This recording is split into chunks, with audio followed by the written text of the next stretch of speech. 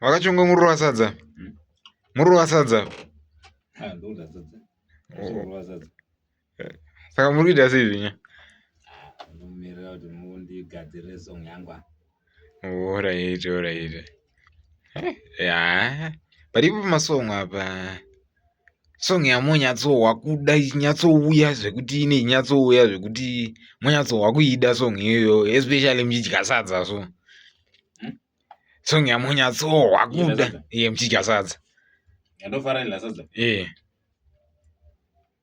Ndamasong apana ndofara special adila. Kodwa adila echitawo. Munyafarira ipi yacho? Ndofarira song 1 yakapfuta. Ndikuti asata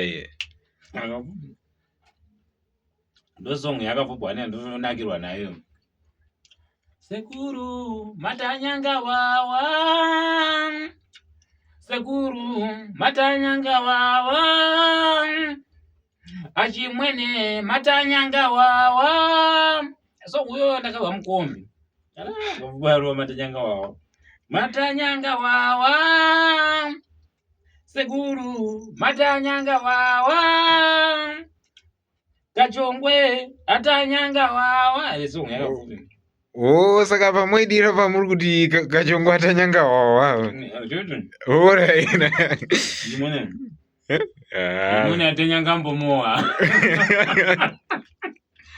Ngavuka tola time. Achimwene atanyanga mbomoa. Achimwene atanyanga mbomoa.